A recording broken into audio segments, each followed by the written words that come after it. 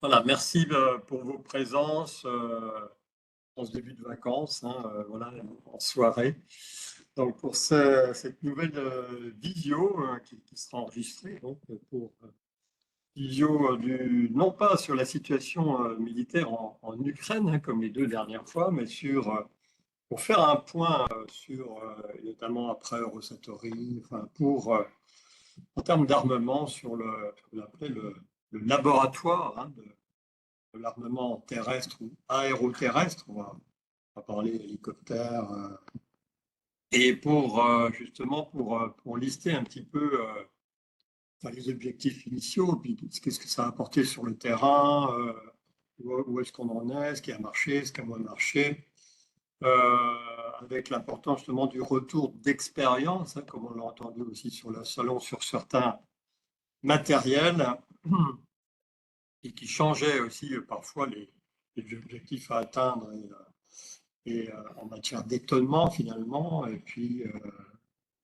donc on va parler de munitions, de chars, d'hélicos, de véhicules à roues, à chenilles, de déminage, de leurrage, même de camouflage. On va essayer, ici, on a vu apparaître des choses sur le camouflage au salon intéressantes. Surveillance, drone, logistique, enfin, etc. Toute une liste, pas forcément à l'après-vert, mais une liste qui concourt au succès des armes ou pour termes d'offensive ou de sécurisation du terrain. Alors, je vous rappelle nos intervenants. Donc, on a le général Chauvency, hein, qu'on voit souvent dans, dans les émissions sur LCI.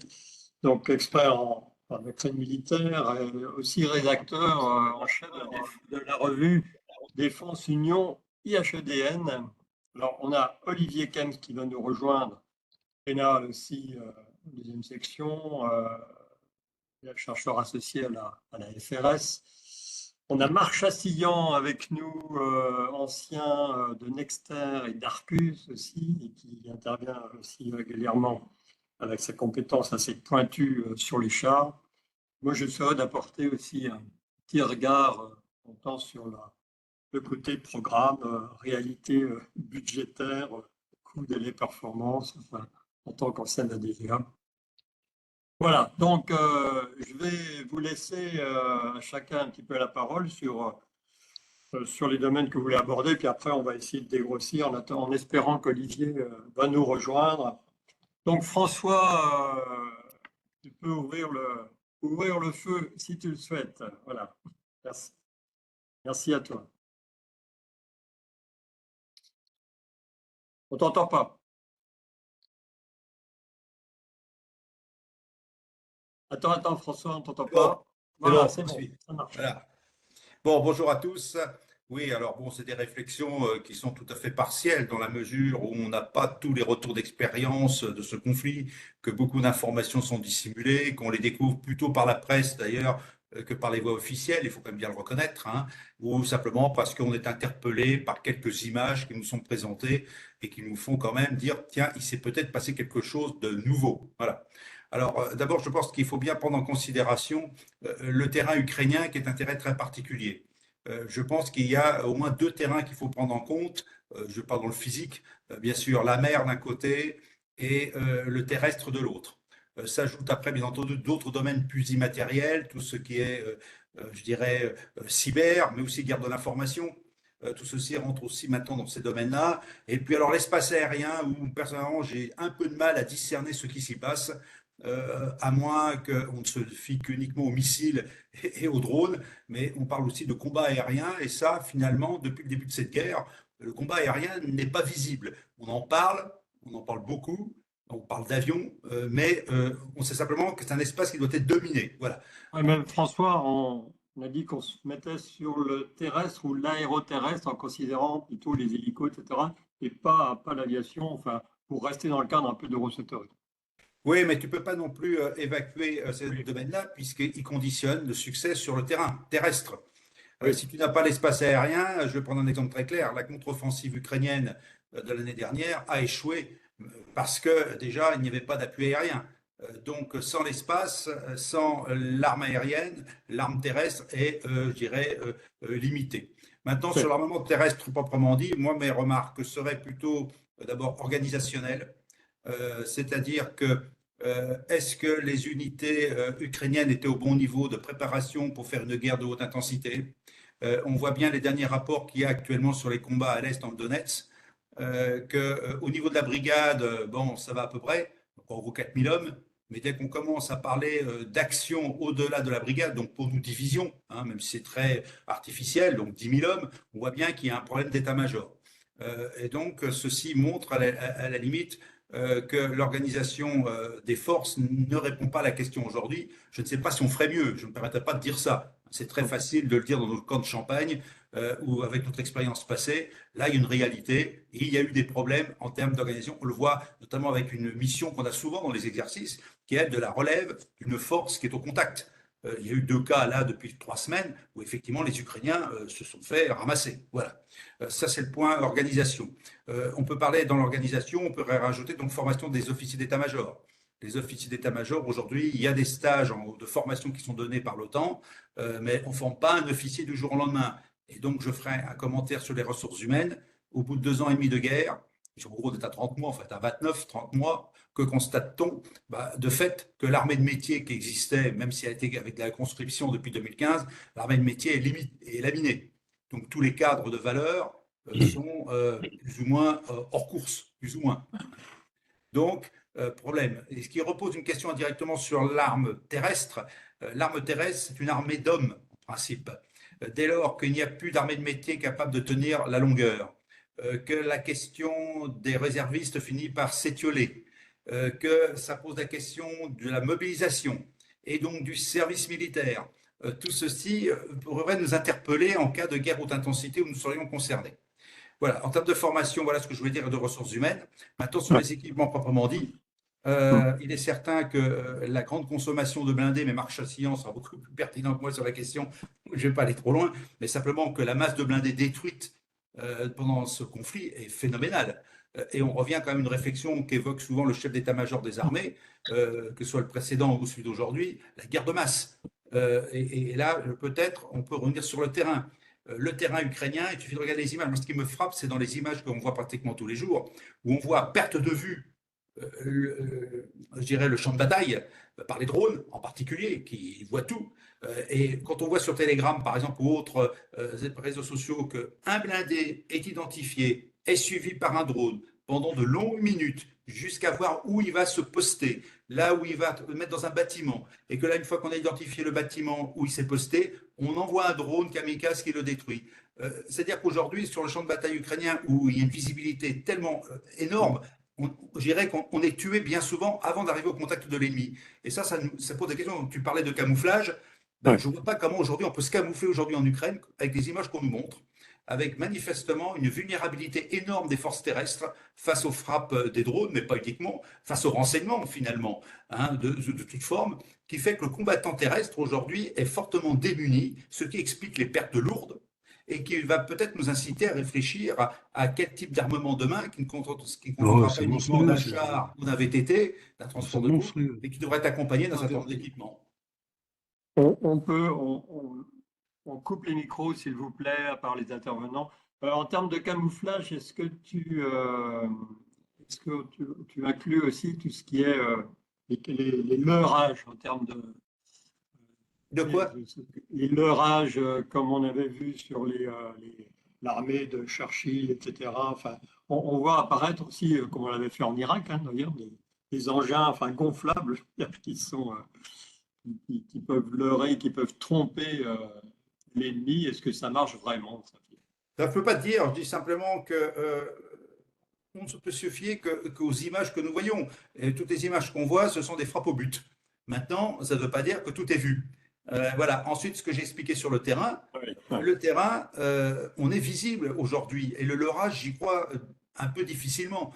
On peut peut-être leurrer sur des pièces d'artillerie, encore, ça doit se faire, sans aucun doute. Mais à échelle industrielle, j'ai quelques doutes. Maintenant, sur le terrain, il y a un seul endroit, à défaut de leurrage, mais je parlerai plutôt de camouflage, c'est dans la ville. Et on a vraiment une réflexion à la fois éthique et militaire à avoir sur le combat en zone urbaine. Le combat en zone urbaine, c'est l'endroit où finalement le combattant, surtout en défensive, est les Ouais. plus à même de se défendre. Et le problème, c'est que automatiquement, on arrive sur le droit international, entre guillemets, qui a été rendu tellement complexe aujourd'hui, c'est que tout combat en zone urbaine va avoir des effets sur la population civile et avec des pertes, ce qui veut dire que automatiquement, on est qualifié de criminel de guerre. Donc tout ceci met éthique et force terrestre dans une ville est une vraie réalité. Et maintenant, comment se battre en ville? On a des images tous les jours avec du combattant individuel qui s'infiltre, mais ou qui se fait éliminer d'ailleurs, hein. Donc, je dirais qu'aujourd'hui, le leurrage, je n'ai pas de retour d'un leurrage efficace à grande échelle. Sur le camouflage, quand je vois le terrain tel qu'il est fait, à part en zone urbaine, je vois que c'est extrêmement difficile de se camoufler et de se protéger, sauf c'est tous ces reportages qui nous montrent ces Ukrainiens qui sont enterrés profonds. Et on découvre aussi dans la tactique le retranchement, la fortification, sans oublier ce qui s'ajoute, le minage, le combat de nuit, toutes ces choses-là. Aujourd'hui, on redécouvre des choses qu'on avait complètement oubliées, mais sur 1000 kilomètres, et avec ces individualités qui doivent résister face notamment aux frappes aériennes, parce qu'il n'y a pas que les frappes d'artillerie. On voit bien aujourd'hui que les bombes à fort effet de puissance, les FAP quelque chose, hein, quel que soit leur tonnage, quand on voit les images, j'avoue que le fantassin ou le blindé en dessous doit quand même se sentir mal à l'aise. Voilà. Donc on est aujourd'hui sur une guerre de haute intensité avec des moyens énormes et qui quand même pose la question de comment interdire à l'autre de nous frapper, nous, forces terrestres, et comment nous aussi se protéger. Parce que se protéger, d'abord, devrait être presque essentiel. Aujourd'hui, quelles que soient les forces, ce sont des forces qui sont limitées en force terrestre. Donc l'attrition, sur le long terme, fait qu'on n'a plus de capacité de combat. Donc la question, c'est de préserver la capacité de combat, mais pas uniquement au niveau macro, mais aussi au niveau micro, hein, c'est-à-dire, et pas micro-ordinateur, hein, micro, c'est-à-dire la section de combat, la compagnie de combat. Comment peut-on l'accompagner et améliorer sa protection face aux drones, face aux renseignements, face à toutes les menaces? Aujourd'hui, j'ai l'impression qu'on est dans une guerre à l'ancienne et qu'on découvre la modernité, ce qui fait qu'il y a énormément de pertes sur le terrain. S'il vous plaît, vous pouvez couper les micros, s'il vous plaît. Voilà, merci beaucoup. Je suis en train de vérifier chacun, mais bon. Marc, une réaction et puis des compléments, puis on reviendra sur certains points après. Merci. Oui, bonsoir à tous. Vous m'entendez? Oui, c'est bon, tout va bien. Oui, c'est bon, c'est bon. Voilà. Oui. Bon. Oui, alors bon, je souscris évidemment à tout ce qui vient d'être dit. J'insiste moi sur effectivement ce qui vient d'être évoqué, c'est ce que j'appellerais le facteur terrain qui a été complètement sous-estimé.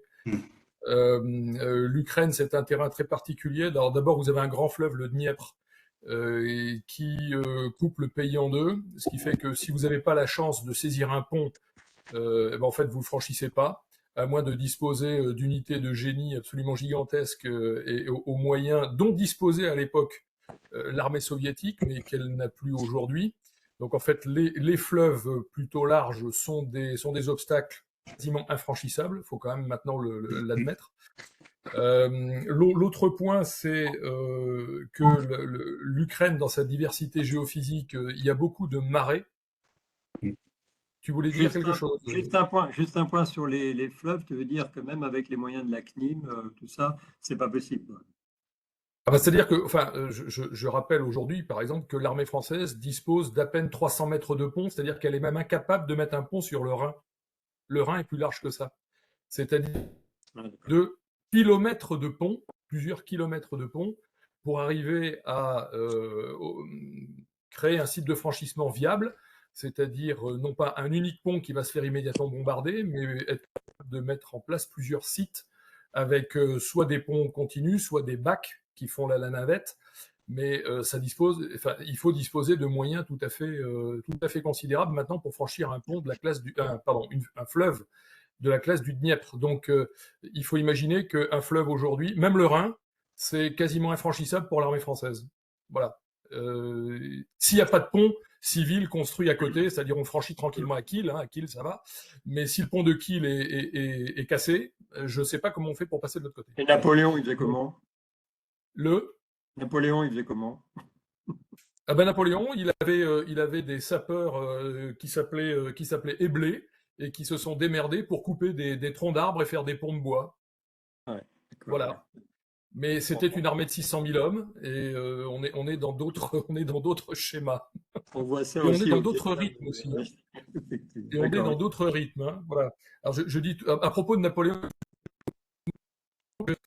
Ah, l'armée a mis moins de temps. Son armée à pied a mis moins de temps pour arriver à Moscou que la Wehrmacht a mis de temps pour ne pas arriver à Moscou. Et elle était motorisée. Moi, je referme la parenthèse. Donc le facteur terrain, les marais et les rivières sont absolument sont des données absolument considérables d'un point de vue géophysique en Ukraine. Je ne rappelle pas la Rasputitsa. Maintenant, je crois que tout le monde sait à peu près ce que c'est la Rasputitsa. L'autre aspect du terrain, c'est évidemment les zones urbaines. On a vu qu'on s'est beaucoup battu dans les zones urbaines et que ça suppose des moyens tout à fait spécifiques et ça suppose aussi l'acceptation de pertes absolument considérables, car le terrain urbain est, comme on dit pudiquement, relativement abrasif.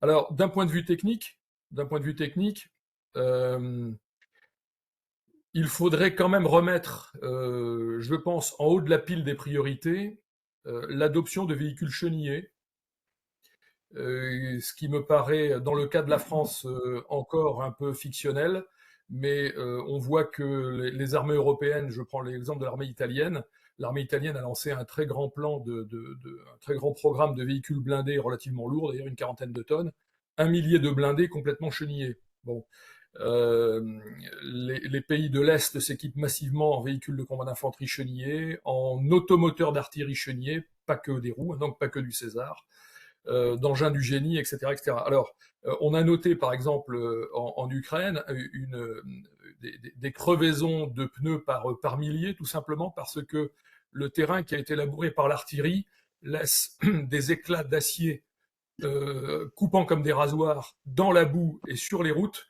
et que quand les véhicules à roues passent dessus, eh bien évidemment, ils crèvent et ils sont immobilisés. Voilà. Donc tout ceci plaide évidemment pour un rôle des unités de génie totalement renouvelées. Nous aurions désespérément besoin d'un corps du génie extrêmement étoffé si nous devions nous aventurer sur des terrains de ce type. Le deuxième point que je voulais aborder, c'est alors on a beaucoup employé le mot de game changers sur les plateaux télé, à la radio, etc., etc. Expression utilisée pas forcément à bon escient à chaque fois. Moi, je pense que d'un point de vue, en étant extrêmement factuel et en étant extrêmement objectif, game changers en anglais, c'est celui qui change le jeu, celui qui change les règles du jeu. Donc, qu'est-ce qui a changé les règles du jeu et qu'est-ce qui a changé fondamentalement la guerre en Ukraine et qui lui a fait passer d'une phase de mouvement à une phase statique? C'est deux choses, c'est les mines et ce sont les drones.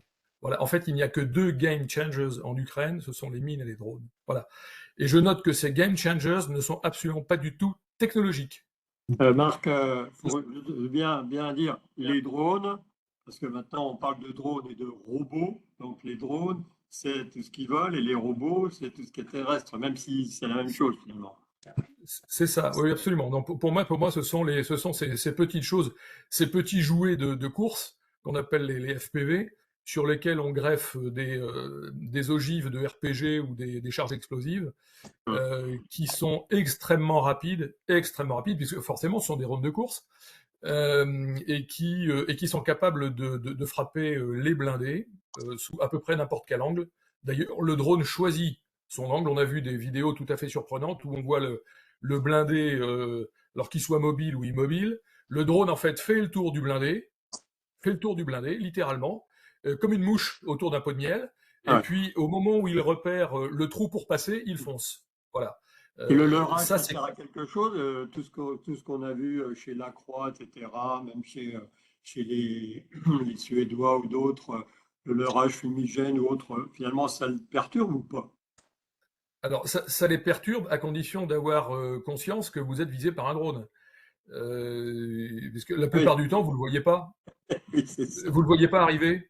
Vous Ouais. le voyez pas arriver. Il se détache pas forcément dans le ciel parce que les drones FPV, ils volent à 5 ou 10 mètres du sol. Donc, ils se détachent pas du ciel. Donc, Ouais. vous les voyez pas forcément. Ils arrivent très vite. Et en fait, les moyens pour les détecter sont aujourd'hui, sur la plupart des véhicules, on dirait, sont relativement faibles. Hein, voilà. Donc pour moi, en fait, il n'y a voilà, que deux game changers. Il y a les mines et les drones. Et encore une fois, ces objets sont très peu coûteux. Ce ne sont pas des objets très technologiques, ils sont très peu coûteux. On peut en fabriquer des centaines de milliers par mois, par semaine. Ça ne pose aucun problème. Ce ne sont pas les Patriotes qui vont changer la guerre, ce ne sont pas les F-16 qui vont changer la guerre, pas plus que les Mirage 2005, pas plus que les ATACMS. Je suis désolé de le dire, ça fait très mal un ATACMS quand on le prend sur le dos, mais ce n'est pas ça qui va changer la guerre. En fait, ce qui a fondamentalement changé la physionomie de la guerre, c'est ça. Ce sont ces deux objets finalement très simples et peu technologiques. Donc ça a figé le front et ça a figé le mouvement, comme l'a dit tout à l'heure François, parce qu'en fait, plus personne n'ose s'aventurer dehors, on est immédiatement repéré et quasi. Ouais. Alors on parle de l'attrition. Alors aux dernières nouvelles documentées, il y a à peu près 20 000 véhicules ou systèmes d'armes terrestres qui ont été détruits. Alors détruits, très fortement endommagés, capturés ou abandonnés. Voilà, c'est ça. En fait, perdus. Voilà, on va dire perdus pour une armée. Dont à peu près 4000 chars.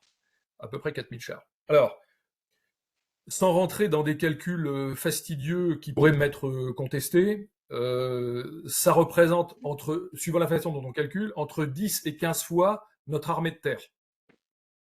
Donc, ce qui revient à dire qu'en 30 mois de guerre, l'équivalent de 10 à 15 armées de terre françaises ont été consommées en matériel.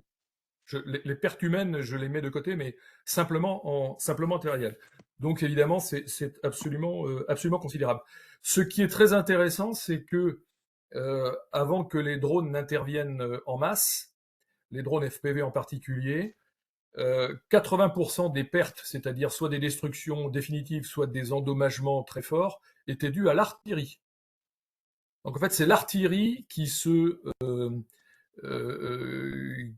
est le principal de destruction sur le champ de bataille ukrainien.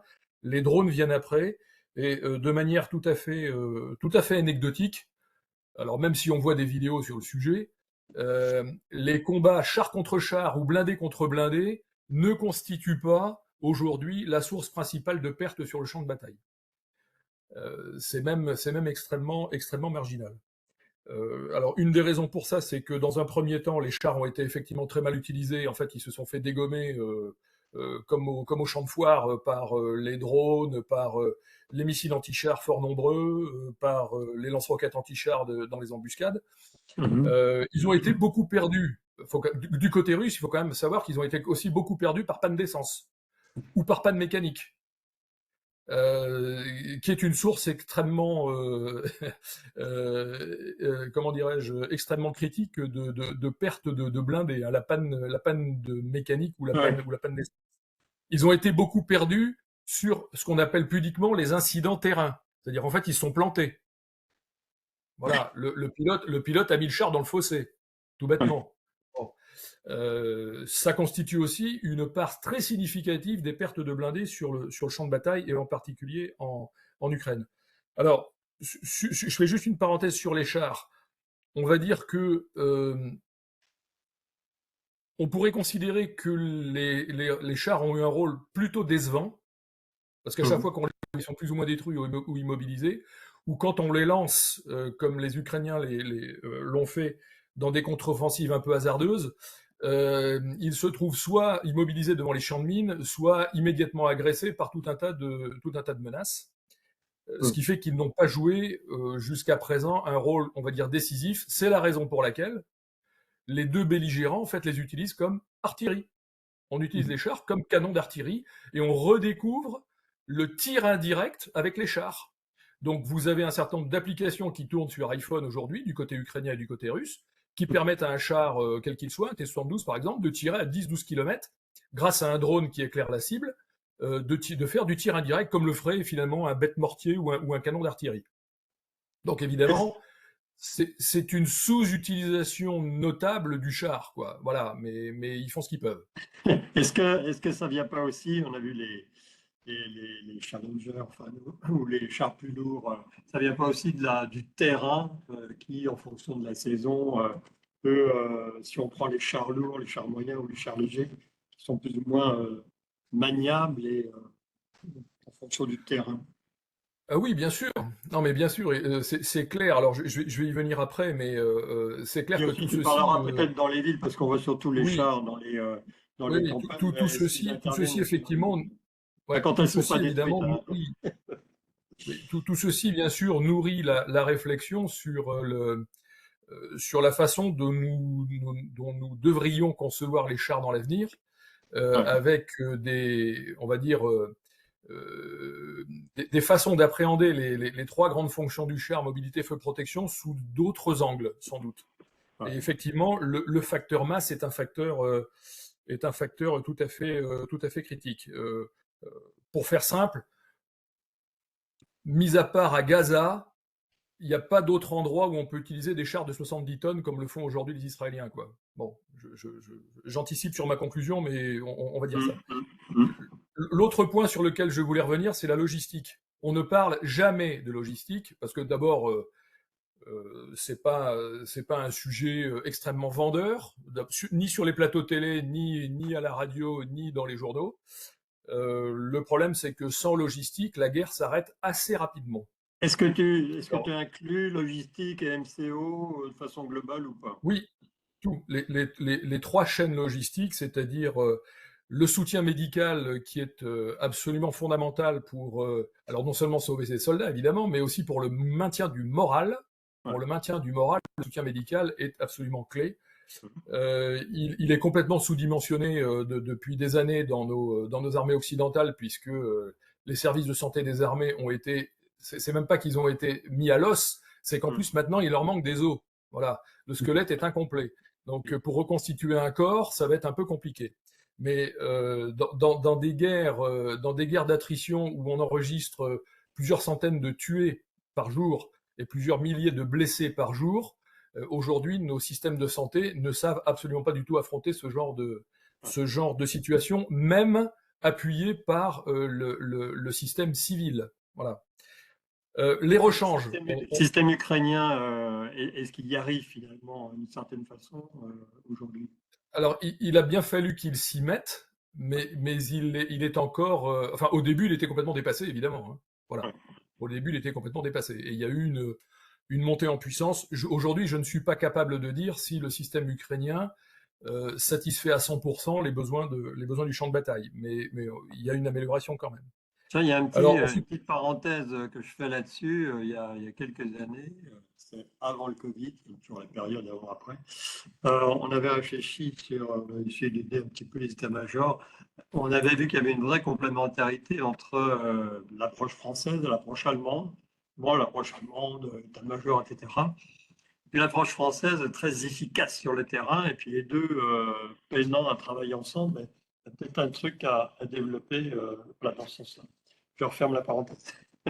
Enfin bon, la question quand même à évoquer est un peu différente. Hein. La question, ce que vient de dire Marc, c'est que face à un grand nombre de blessés, nous n'avons pas de service de santé capable d'assumer la survie de ces blessés. Et ça repose à une autre question qui a été évoquée dans l'ensemble de reportages, le choix qu'on fait dans ceux qu'on va soigner et ceux qu'on ne va pas soigner. C'est le premier point. Le deuxième point, et on revient à la Covid d'ailleurs, c'est une question qui avait été évoquée à l'époque de la Covid. Un deuxième point aussi, et il y a d'autres reportages qui le montrent, c'est qu'on s'aperçoit qu'il y a beaucoup de mutilés dans cette guerre. Ils sont appariés et on les revoit sur le champ de bataille. Il y a eu un reportage extrêmement intéressant il y a un mois où finalement un amputé de la jambe était artilleur. Donc on a aussi finalement une amélioration technologique pour compenser, je dirais, la destruction physique des hommes. Qui permet finalement de les renvoyer au combat, surtout quand on manque d'hommes. Voilà. Et puis, troisième point aussi, et ça, c'est vrai qu'on nous l'a découvert il n'y a pas si longtemps, dans les années 90, c'est le choc post-traumatique, où effectivement, il y a une prise en charge au moins affichée par les Ukrainiens. Du côté russe, on n'a pas beaucoup d'éléments. Mais du côté ukrainien, il y a une prise en charge. Mais moi, je crois que le vrai problème, c'est la prise en charge de masse. Si on revient au mot masse, nous, on a été habitués à des morts relativement succincts, enfin légers dans nos conflits. 88 morts en Afghanistan au bout de 10 ans. Le Sahel, on doit être un peu moins. Pareil, là, comme l'a dit Marc, c'est une centaine de morts au moins par jour de chaque côté et des centaines de blessés. Et il y avait un autre reportage très intéressant où c'est la société civile, aidée par des ONG, notamment européennes, qui armait finalement des véhicules de santé et avec des équipes prêtes à intervenir en première urgence pour récupérer le blessé, y compris sur le champ de bataille. Et on a vu un certain nombre de reportages où effectivement on envoyait même un blindé récupérer un seul blessé. Donc, mais maintenant ce sont des images qu'on nous montre, ça ne veut pas dire que ce soit la réalité pour tout le monde. Sachant, on va redonner la parole à Marc, mais sachant que aussi au niveau de la Commission européenne, il y a le service ECHO, qui s'occupe, qui est assez efficace sur tout ce qui est approvisionnement, tout ce qu'on veut sur l'Ukraine en matière de santé. Marc, deuxième point, il y avait 3 points. Oui. Alors sur ce soutien médical, juste pour conclure, moi j'ai eu l'occasion de discuter avec un médecin général du service de santé des armées français qui m'a confié que aujourd'hui le dimensionnement du service de santé c'était 20 blessés par jour. Voilà. Au-delà, ils savent pas faire. D'accord. Alors l'autre point sur la logistique, encore une fois, sujet dont on ne parle jamais et qui pourtant mérite beaucoup de choses, c'est le point des rechanges. Donc on a tous été très contents de voir arriver les Césars, par exemple. Alors je cite le César, mais je n'accable pas le César. C'est la même situation pour tous les systèmes. Mais le César, on le connaît parce qu'on a les chiffres et c'est un système à nous. Alors tout le monde était très content de voir les Césars arriver sur le champ de bataille. Ils ont été extrêmement performants, jusqu'au président Zelensky qui loue les qualités du César. Et à juste titre, parce que c'est un canon tout à fait remarquable. Le seul problème, c'est que quand on l'utilise très intensément, au-delà d'un certain nombre de coups, il faut changer le tube. Et là, on s'est aperçu qu'en fait, on n'avait pas de tube. Voilà. Donc, on n'avait pas de rechange. Donc, panique à bord. Les Césars ont été immobilisés. Alors, juste un rappel technique. Tirer avec un tube usé ne vous met pas en danger. Simplement, vous ratez la cible. Bon.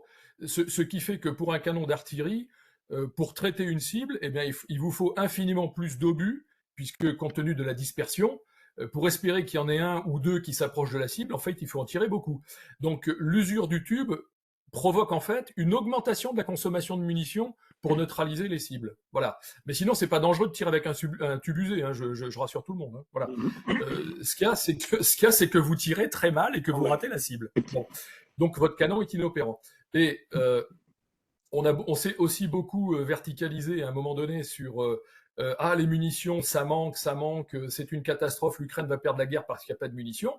Et donc, j'ai essayé de rappeler, un peu malicieusement, que déposer des munitions auprès d'un canon qui ne peut plus tirer, ça ne sert pas à grand-chose non plus. Donc, à un moment donné, il faut être cohérent dans la médiocrité. C'est-à-dire que il faut avoir une approche globale de votre système d'armes, qui est que vous devez avoir des artilleurs formés, ce qui n'est pas facile. Vous devez avoir une doctrine d'emploi qui vous permet de sauver votre canon une fois qu'il a tiré. C'est pas facile non plus, il faut que ça rentre dans les crânes. Il vous faut une logistique extrêmement robuste derrière parce que le poids d'une artillerie, c'est pas le poids de ses canons, c'est le poids de ses munitions. Donc il vous faut des dizaines de camions derrière un César pour qu'il soit efficace. Et enfin, il vous faut une pièce en bon état avec des canons, avec des munitions présentes. Voilà. Si un des éléments que je viens de citer, vous n'avez pas d'efficacité de votre artillerie. Il y a quelques ambassades en ligne, dont certaines qui viennent d'acheter des Césars aussi. On peut aussi leur rappeler qu'on n'est pas obligé d'avoir la même cadence de tir que les Russes. On peut aussi tirer moins, mais de façon plus précise, ce qui évite de dépenser, enfin, d'utiliser des munitions. Absolument. Alors, ce que justement permet le César, le César est un canon très précis. Voilà, le César est un canon très précis. Hein. Et alors, ce qui fait la précision du César, c'est non seulement sa qualité de pointage, mais c'est aussi la qualité de ses munitions. Voilà, donc les munitions qui sont normalement appairées, si j'ose dire, avec le César, qui sont des munitions qu'on appelle les LU-211, sont des munitions qui ont été spécialement étudiées justement pour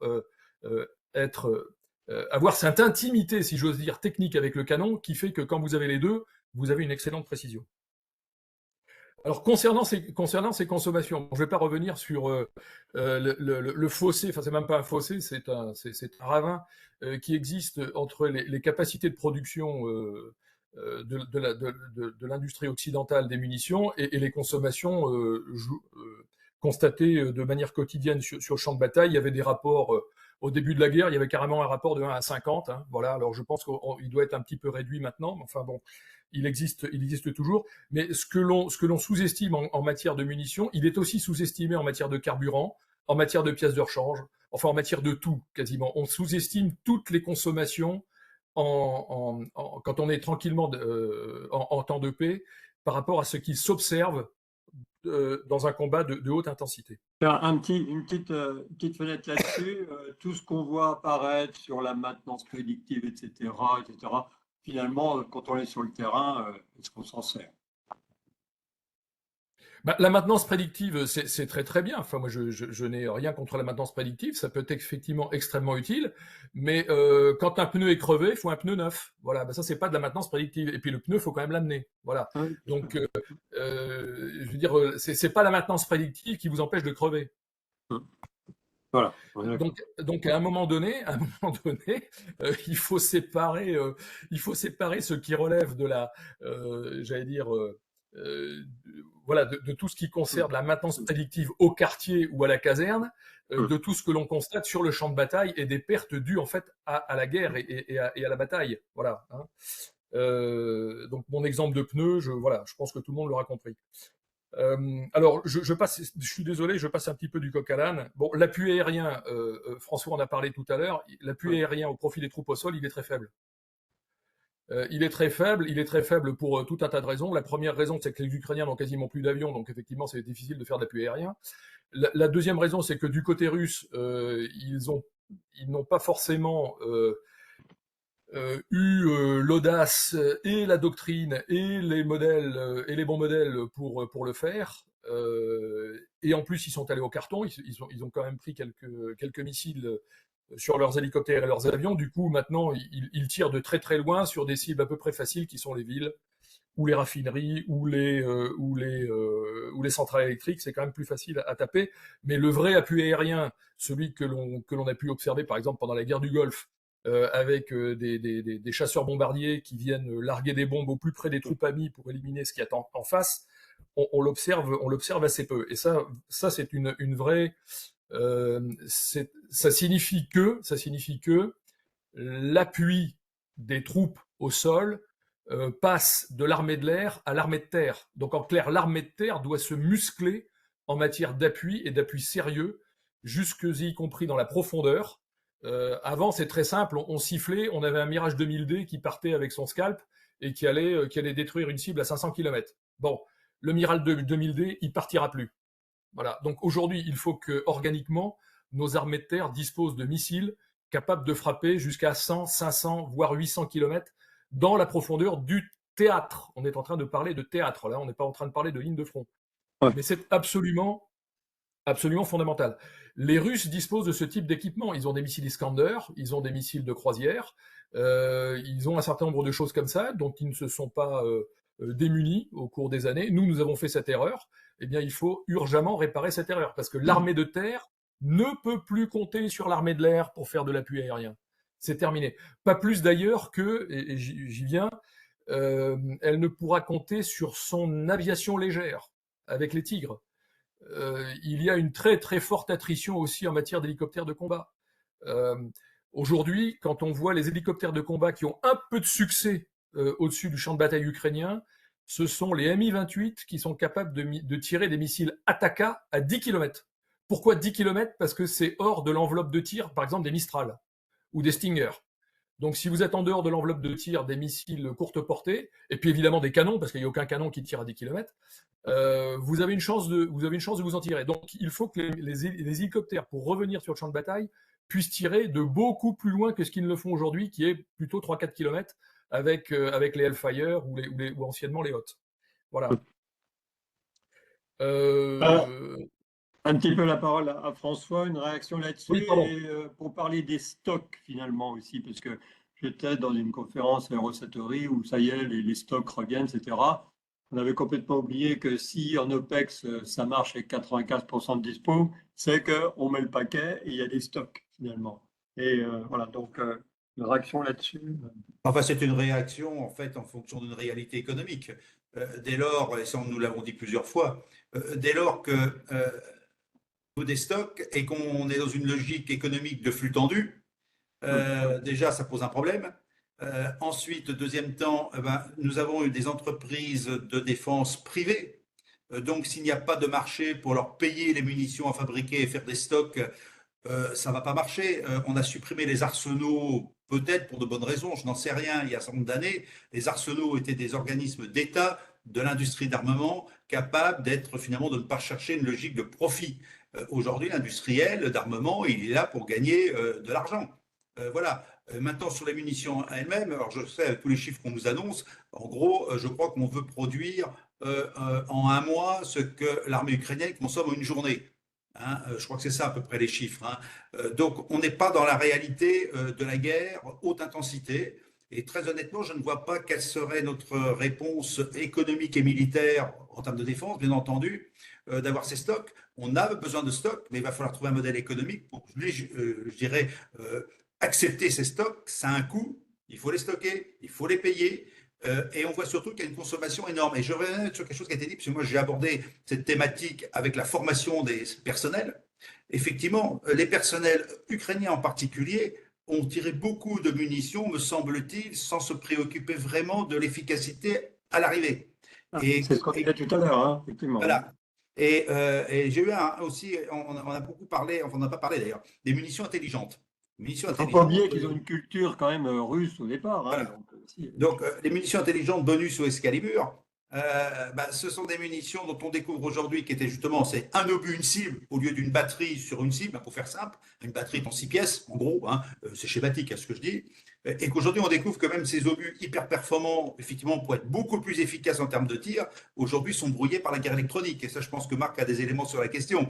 Voilà. Donc aujourd'hui, on découvre notre faiblesse à la fois, je dirais, économique, notre faiblesse technologique, et puis peut-être aussi, comme on s'est préparé à des guerres avec 5000 hommes, peut-être 10 000 en faisant à tout casser, hyper performant face à un ennemi qui était très faible, et ben nous découvrons qu'aujourd'hui, l'ennemi peut être fort et surtout être capable de s'adapter à nos frappes. Et c'est ce que montrent les Ukrainiens. Ukrainiens et Russes, depuis 2 ans et demi, en permanence, sont en train de se réformer, de s'adapter, d'innover, parce que la guerre, malheureusement, est facteur d'innovation. Et je crois qu'aujourd'hui, tous les schémas qu'on a eus en termes de besoins opérationnels aujourd'hui, et je reviens peut-être sur les blindés, quand on a des blindés qui font 2,50 m de haut, quand on voit le champ de bataille ukrainien, moi qui suis blindé de formation, je me vois mal aujourd'hui, parce que je serais une cible magnifique et je n'aurais même pas eu le temps d'arriver à l'ennemi, je me ferais éliminer. Tellement par rapport à nos engins qu'on avait, qui faisaient 1,50 m, 1,80 m, enfin 1,80 m, les AML et compagnie, certainement moins armés, moins blindés, voilà, mais avec des équipements finalement aujourd'hui qui sont devenus tellement énormes. On parlait des chars de 70 tonnes, mais ils sont aussi destructibles que les autres. La seule question qu'on n'a pas évoquée, peut-être, et c'est peut-être important, c'est la survie des équipages. Et je reviens à mon approche ressources humaines, le personnel. Si on a des matériels blindés très performants, très lourds, peut-être pas au combat, mais qui sauvent les équipages, qui peuvent remonter dans un autre char après, peut-être c'est une réponse. Mais ça, je n'ai pas d'éléments chiffrés sur le taux de survie des équipages de blindés. Les images qu'on voit, forcément, on voit que les blindés sont détruits. Mais je pense quand même que les chars, au moins occidentaux, aujourd'hui, pour les peu qu'on a donnés, parce qu'on n'a pas donné énormément, hein, permettent peut-être une survie meilleure de l'équipage. Et donc, l'équipage peut resservir et finalement avoir plus de morale pour combattre. À la différence des Russes, on voit bien que c'est de la consommation de masse. On envoie les chars à l'attaque, ils se font détruire et hop, on passe à autre chose. Donc voilà, je crois que l'aspect dimension humaine est quand même important à prendre en compte dans nos futurs matériels militaires. En termes, je parlais de protection tout à l'heure. Moi, je suis beaucoup plus aujourd'hui dans la protection du personnel parce que c'est sensible dans nos sociétés. On ne peut pas se permettre aujourd'hui de perdre des soldats au combat comme ça. Il faut leur donner la chance de dire si vous allez à la guerre, vous aurez la survie. Ce qu'on voit sur le champ de bataille aujourd'hui, c'est pas trop cela. Donc je crois que si on avait une évolution dans notre industrie d'armement, c'est comment mieux protéger nos soldats au combat. Et dès lors qu'ils seront protégés, ils sont peut-être au moins aussi efficaces que ce qu'on nous dit aujourd'hui. Olivier est arrivé, il est là depuis tout à l'heure, mais on ne l'avait pas vu. Est-ce que tu peux prendre la main? Je t'ai donné le micro et est-ce que tu peux... Voilà, non? C'est bon. Ouais, Ok, bonjour à tous. Olivier, bienvenue. Bienvenue tout à l'heure, mais tu ne m'avais pas repéré. Non, voilà, C'est autant pour le moi, cavalier pardon. léger qui s'infiltre et qui n'est pas vu. C'est normal. Ah, Bonjour à tous. Je vais essayer de rajouter des choses un tout petit peu, enfin, encore plus pertinentes que ce qui a déjà été dit, d'extrêmement pertinent par mes deux prédécesseurs que j'ai écoutés. Gros débat donc sur la masse versus la technologie. Bon, je pense que tout le monde le voit. On a beaucoup parlé de haute intensité. Je pense que comme beaucoup, je me méfie de cette expression parce que je suis pas sûr que cette guerre soit forcément représentative de ce qui nous attend. Voilà, mais on va y revenir. Donc c'est une guerre de grande largeur, anti-précision, anti-chirurgicale, anti-zéro mort, avec cette notion de masse qui touche, et Marc et François l'ont rappelé, les hommes, le matériel, les munitions, j'ajouterais la longueur du front et le temps. Ça fait aussi partie de cette grande largeur qui me semble plus important que la haute intensité. La haute intensité, on a un peu l'impression que, bon, bah voilà, je veux dire, on fait un 100 mètres, on court très très vite et puis on arrête. Mais ça, c'était ce qu'on faisait avant. Or là, il ne s'agit pas de faire du sprint, il s'agit de faire de la course de fond, mais violente. Donc largeur, temps, en plus de la masse. Deuxième chose, on a beaucoup parlé des armes visibles. Et je connais Marc, je connais François, et je connais leur dada et que je partage, surtout si on sort de Rosatori. Moi, j'aimerais insister sur les armes invisibles que l'on n'a pas vues. C'est-à-dire que voici une guerre qui est intéressante parce que elle donne l'impression d'une transparence absolue du champ de bataille, et notamment d'un champ de bataille avec une multitude d'objets qui volent dans la troisième dimension. Donc, grosse transparence, et c'est un peu la question du camouflage, de la protection, du soft kill, etc., etc. Toutes ces questions qui arrivent sur les matériels. Et en même temps, il y a énormément de choses invisibles qui sont là. Je pense au spatial, au satellitaire, qui est absolument important. Je pense au cyber et à l'intelligence artificielle, on va y revenir, c'est-à-dire que pas de drone. Aujourd'hui, pas de drone volant sans intelligence artificielle. Et quand vous regardez ce que font les Chinois, parce qu'aujourd'hui, c'est plus lui qu'il faut regarder. C'est ce que sont en train de préparer les Chinois. Quand vous voyez 1000 à 2000 drones qui s'envolent simultanément et qui vont frapper simultanément, je veux dire, la lutte anti-drone, la lutte anti-essaim-drone, parce qu'en fait, c'est ça aujourd'hui notre problème. Ça va être assez rigolo et ça nécessite des puissances de calcul. Donc le cyber, l'intelligence artificielle, l'informatique au sens large. Et puis alors quelque chose qui est absolument essentiel, la guerre élec. Voilà le grand retour de la guerre élec dont on ne parle toujours pas alors qu'elle est absolument essentielle dans ce qu'on est en train de voir. Et c'est les Russes qui nous le réapprennent que la guerre élec est quelque chose d'essentiel. Nous autres en France, on a un tout petit peu préservé cette guerre élec de niveau tactique. Je me souviens, les Anglais et les Américains ont totalement disparu et se posent tout un tas de questions pour essayer de revenir. Ils essaient d'y revenir par le cyber, mais le seul problème, c'est que la guerre élec, c'est une guerre d'ondes. Et donc la question des ondes, des brouillages, des intrusions, etc., c'est aussi quelque chose qui est essentiel. Donc masse, invisibilité. Et donc, vous voyez bien, malgré tout, que le challenge, la discussion entre la masse et la technologie, c'est pas aussi simple. Je veux dire, il faut pas dire que c'est une guerre qu'on est retourné à 14. C'est pas vrai. C'est une guerre avec effectivement des caractéristiques de 14, effectivement avec des caractéristiques de 39-45, mais c'est une guerre du 21e siècle avec énormément de technologies. Et donc, on parle du ONUS, on parle des scalps, on parle des Storm Shadow, on parle des Atacams. Tout ça est très bien, ça marche, malgré tout. Le seul problème, c'est que c'est effectivement de très grande précision, mais ça coûte cher à fabriquer et se pose la question du stock. C'est-à-dire qu'on n'avait pas prévu pour nos guerres expéditionnaires, pour nos guerres d'intervention, pour nos guerres coup de poing, pour les guerres petits théâtres, même si nous, Français, on a fait Serval au Mali, mais malgré tout, c'était des one-shots. On n'a pas prévu cette consommation dans la durée et cette mobilisation industrielle derrière.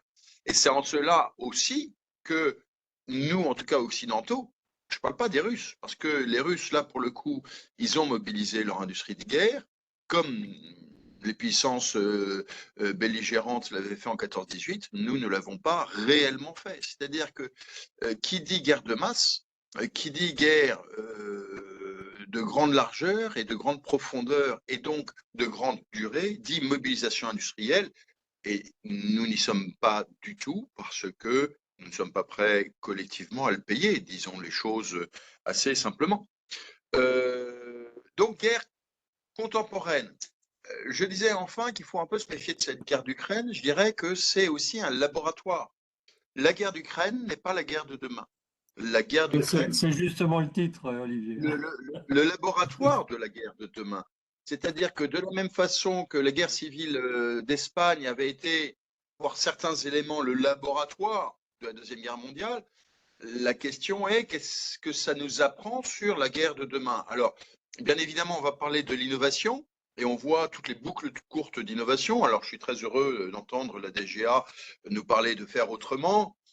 Je suis, comme un certain nombre d'entre vous, un peu dans ces affaires de marché d'armement. Ça fait un tout petit peu autrement, mais on n'a pas encore franchi beaucoup de pas. Les Ukrainiens et les Russes le font. On s'est beaucoup moqué de quelque chose de très visible qui était, vous savez, ces espèces de carapaces de tortue sur les chars russes. N'empêche que c'était une protection sur le terrain anti-drone qui valait ce qu'elle valait. Même chose, il y avait des brouilleurs de proximité qui rappelaient, et pour les plus anciens, nos dispositifs anti-engins explosifs improvisés que l'on avait installés en urgence Ops, souvenez-vous, en Afghanistan. Donc, Eux, ils sont en guerre, en économie de guerre, hein, pas nous. Hein. mais oui, et donc la guerre suscite. Alors Michel Gaillard n'est pas là, mais il nous le raconterait 1000 fois mieux que moi. La guerre suscite de l'amélioration en boucle courte. Tout le monde parle des drones, super. Je pense qu'il faut aussi regarder toutes ces questions invisibles qui, à mon avis, sont les vrais ferments des guerres de demain. Parce que si on n'a pas des guerres dans les grandes largeurs, il y aura malgré tout la volonté de réintroduire de la masse. Et donc la question est comment notre technologie va réussir à compenser la masse pour des interventions coup de poing de demain. Donc voici cette question du laboratoire, de l'innovation. On va en parler encore longtemps. Quatrième point, je termine là-dessus pour laisser place au débat, bien sûr. La question des images. Alors ça, ça renvoie bien évidemment à la visibilité, à la transparence du champ de bataille. Ça renvoie aussi à la manipulation des esprits. J'ai beaucoup aimé quand Marc a rappelé que, je crois que c'est ce que tu as dit, Marc, 80% des pertes sont encore dues à l'artillerie. On a l'impression avec les images que l'on voit que 90% des pertes sont dues au drone. Non, que nenni. C'est l'artillerie, c'est toujours l'artillerie. Alors, l'artillerie classique, l'artillerie de char, du mortier, du jeu. D'accord, c'est toujours de l'artillerie et du tir direct avec la lance-roquette et de l'arme collective qui fait l'essentiel des morts et des blessés et des pertes sur le terrain. Ne nous y trompons pas. Donc, on a cette question des images. Ce qui est passionnant pour un observateur comme moi et qui me permet de suivre la guerre d'Ukraine depuis le début, c'est que finalement, on a une telle profusion d'images que l'on est capable de suivre les petits drapeaux avec, tiens, lui, il a pris 300 mètres carrés, et lui, il a pris un demi-hectare, et là, je veux dire, c'est quand même hallucinant, le moindre village, on est au courant 2 heures après.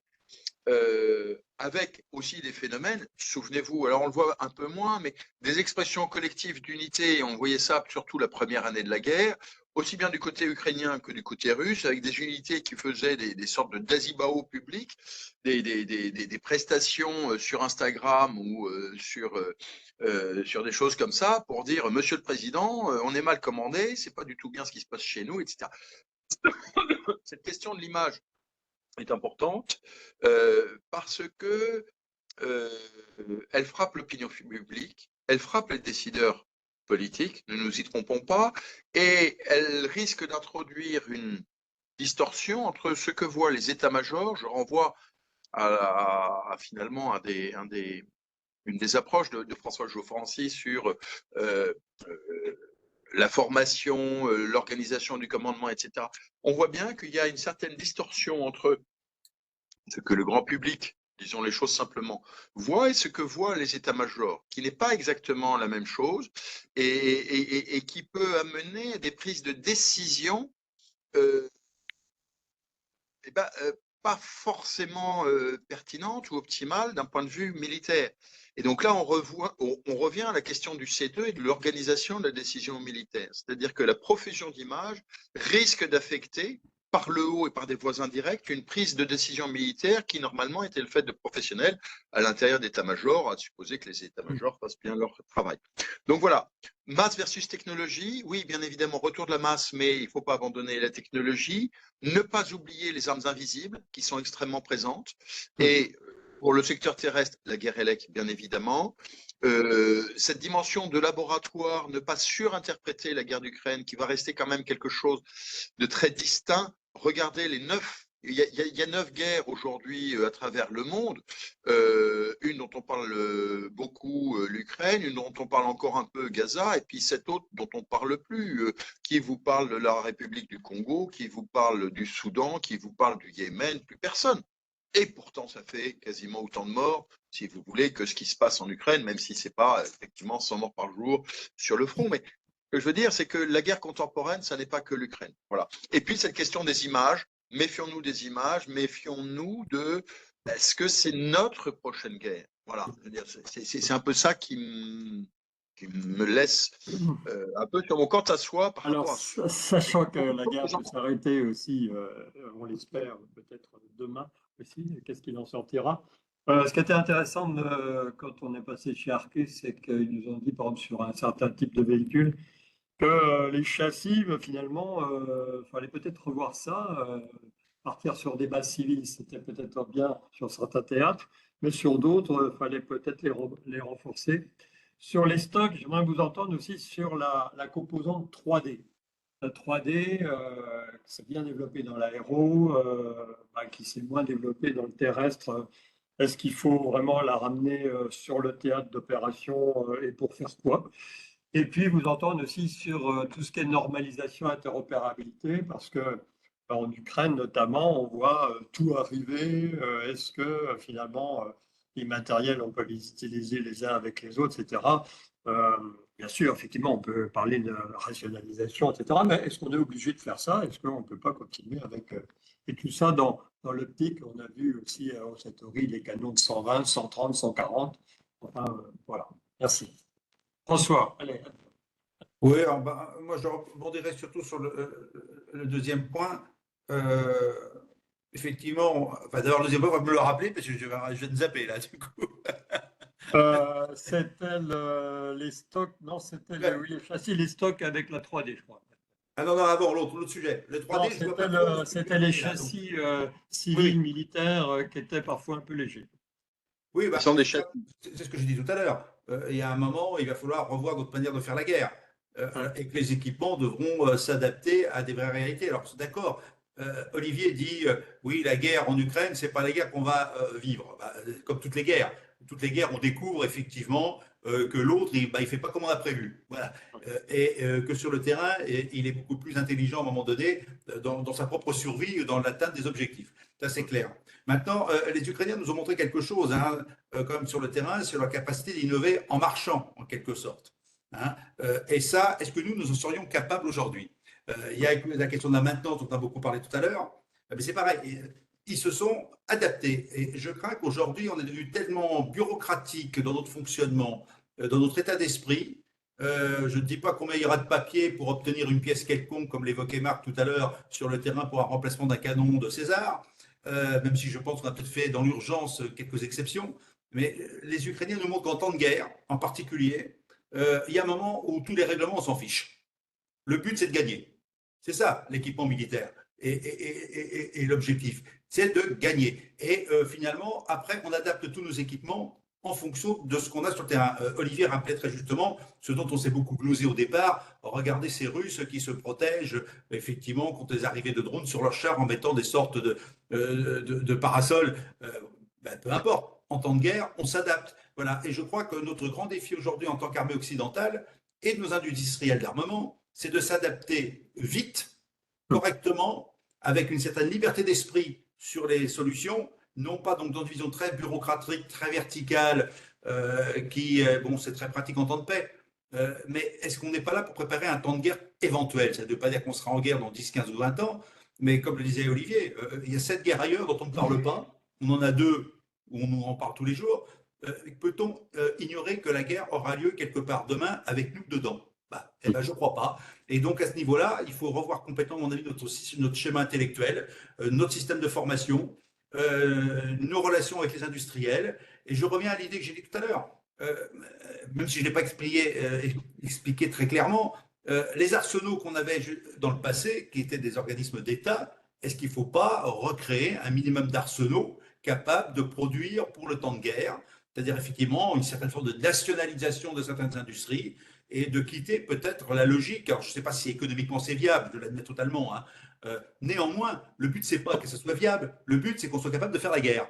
Or, qu'est-ce qu'on vient de nous montrer en Ukraine? C'est qu'on soutient un allié avec ce qu'on a et on n'a pas grand-chose. Et quand on donne, on parlait des Césars, 40% de nos Césars à l'armée ukrainienne, il y a un petit problème.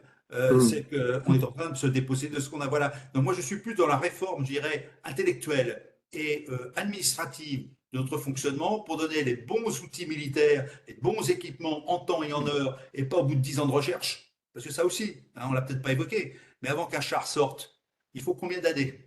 Et un peu moins qu'avant, peut-être un peu moins qu'avant, mais bon. Un peu moins qu'avant, mais ça fait quand même beaucoup d'années. Et quand on même voit, avec une baguette magique, on ne les sort pas comme ça immédiatement. Quand on voit qu'en 2 ans et demi, les Ukrainiens ont mis à l'eau des drones navals capables de couler des navires, bon, d'accord, le drone n'est pas la panacée, mais néanmoins, ils ont été capables de monter un certain nombre de choses. Et moi, je crois que c'est là qu'on doit peut-être, je n'ai pas de solution miracle, hein. Je me doute bien qu'il y a beaucoup, on est un pays en temps de paix, il faut effectivement mettre dans la balance un certain nombre de choses, mais néanmoins, la notion, un principe fondamental me semblerait pour nous, c'est celui de respecter la règle de l'efficacité. Donc, là, pouvons-nous être efficaces? On ne peut pas être efficace sur tout, mais qu'on soit efficace. Voilà. Le fil rouge de cette année, c'était avec le coût, délai, performance. C'est les 3 critères de risque qu'on a utilisés il y a quelques années pour recadrer les programmes d'armement, pour savoir où on était, etc. Voilà.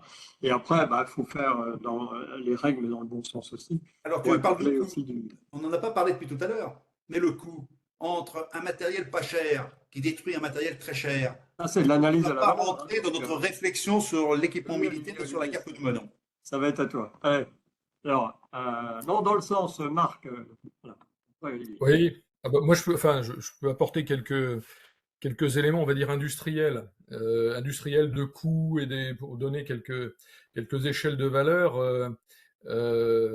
Donc tout à l'heure, Olivier parlait du coût des missiles antiaériens. Donc on a fait des petits calculs très intéressants sur le sujet. Quand les Russes, par exemple, une nuit d'énervement balancent entre 60 et 80, alors soit drone Shahed, soit missile de croisière, soit missile balistique sur une cible en Ukraine. Pour les contrer, les Ukrainiens envoient dans le ciel l'équivalent de 100 millions d'euros de missiles antiaériens. Donc ça c'est une nuit de tir. Donc on comprend. Alors ça comprend les missiles Patriot, ça comprend les Mistral, ça comprend les missiles Iris, ça comprend tous les NASAM. Donc tous ces magnifiques missiles. Enfin ils sont tous très efficaces. Hein, d'ailleurs heureusement pour les Ukrainiens. Le problème c'est que le moins cher est à peu près à 500 000 euros, le plus cher est à 3 millions d'euros. Donc pour aller taper la salve de missiles russes qui arrive en une nuit sur Kiev, il faut balancer dans le ciel l'équivalent de 100 millions d'euros de missiles antiaériens. Et ça, on ne peut pas faire autrement. On ne peut pas faire autrement aujourd'hui. Alors aujourd'hui, on n'a pas de plan B. C'est-à-dire, on n'a pas un Patriot à 200 000 euros. Voilà, ça n'existe pas. Donc, il faudrait inventer le Patriot à 200 000 euros. Alors, d'un point de vue industriel, moi qui suis un petit peu passionné par l'histoire de l'industrie militaire, je pense que nous avons énormément d'inspiration à tirer de ce qui s'est passé pendant la Seconde Guerre mondiale et en particulier, alors évidemment du côté américain, dont la montée en puissance, ça n'a pas été une marche, ça a été une falaise. Hein. Ils sont passés de 0 à quasiment l'infini en l'espace d'un.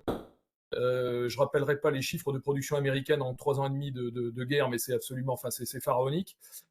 Et puis, parce qu'il y a eu des méthodes, derrière ça, il y a énormément de méthodes dans la façon de concevoir son industrie, la façon de produire les matériels, qui n'avaient rien à voir avec ce que produisaient par exemple la façon de produire des autres belligérants. L'autre aspect très intéressant, alors encore une fois, je me place d'un point de vue technique et industriel, c'est ce que l'Allemagne a fait entre, on va dire, début 44 et mi-45. Ils ont pratiqué ce qu'on appelait la politique des ersatz. Donc un exemple, il n'y avait plus d'aluminium en Allemagne. Il n'y avait plus d'aluminium en Allemagne, sauf l'aluminium qui tombait du ciel. C'est-à-dire que quand une super forteresse américaine tombait en Rhénanie-Palatinat, évidemment, elle était complètement désossée et cette brave super forteresse, elle était transformée en Messerschmitt et Focke-Wulf. Bon, mais en dehors de ça, les Allemands avaient fait des matériels très performants sans utiliser l'aluminium. On utilisait tout simplement le bois et l'acier. C'est-à-dire qu'à un moment donné, faute de griffes, vous mangez des merles, et que si vous devez quand même continuer à produire des chars, des avions, des obus, etc. Mais vous allez chercher dans la chimie, vous allez chercher dans la métallurgie de nouveaux disposés, vous les réarrangez pour faire finalement quelque chose de pas mal. Voilà. Donc ça aussi, je pense que c'est quelque chose qui est tout à fait intéressant pour faire de la fabrication de masse pas trop chère. L'autre aspect que je voulais aborder, on a évoqué tout à l'heure les arsenaux. Quel est le pays qui dispose aujourd'hui de grands arsenaux? Eh bien, ce sont les États-Unis. L'armée américaine dispose d'une direction qui s'appelle l'Army Material Command, dont les capacités de production sont à peu près 3 fois celles de la BITD française. À peu près. Tout confondu. Et donc, ce sont des arsenaux fédéraux avec des ouvriers fédéraux et des ingénieurs fédéraux qui fabriquent ce que vous voulez à la cadence que vous voulez du moment qu'on appuie sur un bouton. C'est-à-dire qu'en temps de paix, les salles des machines sont vides et en temps de guerre, les machines se remettent à tourner. Mais ça signifie que vous avez du capital immobilisé. Ce qui évidemment, pour un État qui n'a pas de comptabilité, un État ne doit pas fournir à son comptable le bilan de l'année et les bénéfices ou les pertes de l'année. Donc l'État échappe à ça. Donc effectivement, l'État peut se permettre d'avoir des immobilisations qui ne servent à rien en termes comptables. Voilà. Et ça existe aux États-Unis, c'est-à-dire le grand pays du capitalisme. Et ils ont aussi des systèmes qu'on appelle les GOCO, qui sont les Government Owned Company Operated, c'est-à-dire que l'usine et les machines appartiennent à l'État, les équipes sont celles de l'industriel, mais l'État dispose de tous les moyens de production et ils sont à sa main. Voilà. Donc, encore une fois, au grand pays du capitalisme, c'est là qu'on trouve les arsenaux. Ça, c'est un autre aspect. Je répondrai un peu là-dessus. L'autre aspect, moi, que je voulais aussi un petit peu développer, c'est une des conséquences immédiates de cette guerre en Ukraine, c'est que l'Europe réarme. Elle réarme en achetant des matériels dits de haute intensité, ou supposés être capables de faire de la haute intensité. Le problème, c'est que la BITD européenne ne peut répondre que très marginalement à la demande européenne. Et donc, qui se goinfre? Corée du Sud, États-Unis, Israël. Voilà. Donc, il suffit d'aller sur Internet et vous regardez. D'ailleurs, il y a une étude très bien faite je crois que c'est l'IRIS ou l'IFRI qui dit que 80% des matériels qui ont été contractualisés en Europe depuis 2 ans bénéficient à des BITD non européennes. Voilà, tout simplement parce que. Alors, en particulier l'industrie.